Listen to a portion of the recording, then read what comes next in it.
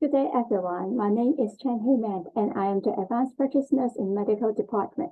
Today, I'm honored to share with you my thoughts on leadership in quality and safety for healthcare in the workplace. In my presentation, I will be focusing on 4 incidents and the human factors that contribute to the delayed attention to his deterioration condition. As a leader in our department, I strongly believe that this is our responsibility to adapt and apply risk assessment tools and to identify human factors framework to develop a strategic plan and approach to sustain healthcare safety and quality. Let's take a look first in our case. Mr. John Baker, a 65-year-old man who was admitted to the medical ward due to pneumonia. Within his stay, RN Sui found that he was on floor during the medication round. She returned to him to bed and continued her medication round, but failed to assess him due to completing tasks.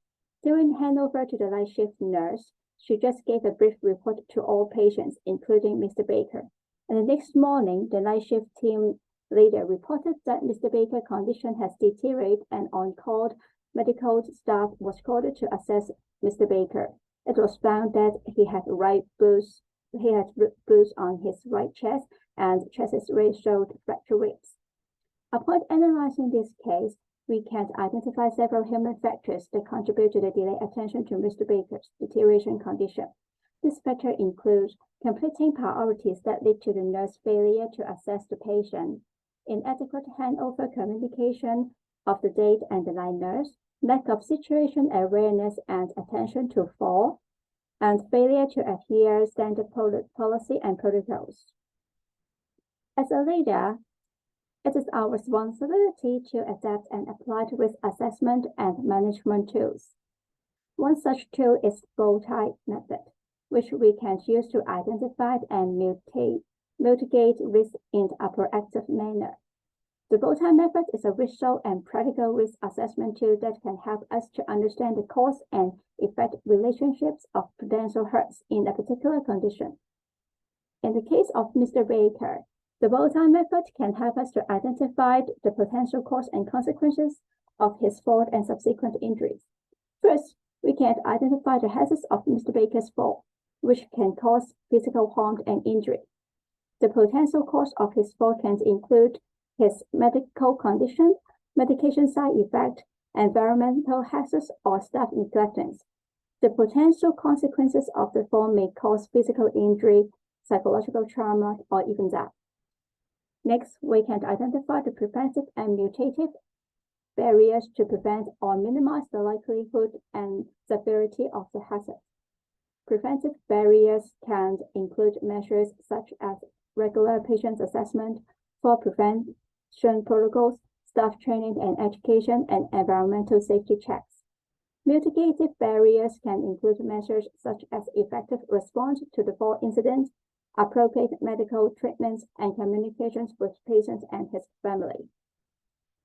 Additionally, we can use root cause analysis as the risk management tool to investigate the incidents, identifying their underlying causes and contributing factors, and develop recommendations and strategies to prevent similar incidents from happening in the future.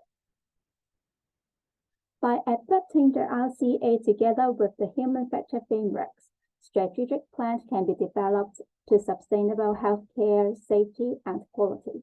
This framework includes addressing the issues that lead to the adverse event by implementing recommendations and strategies in 3 levels. At the individual level, staff training on communication skills, patient assessment, and fall prevention strategies should be provided.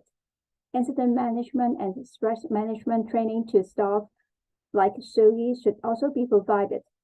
At team level, communication tools such as SPART should be enforced as the standard tool to use between healthcare professionals to prevent missing important information during handover.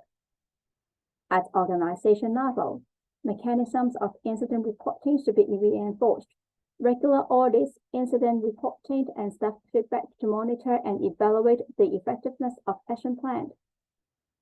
Effective leadership engagement is crucial to ensure that the necessary support and resources are provided to achieve the success.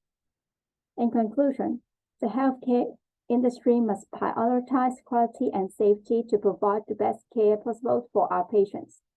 Leadership plays a crucial role in achieving this goal by adopting and applying the risk assessment and management tools, utilizing the human factor framework, and foster a culture of continuous quality improvement. Thank you for your listening, and I hope my presentation has been informative and insightful. Thank you for your attention.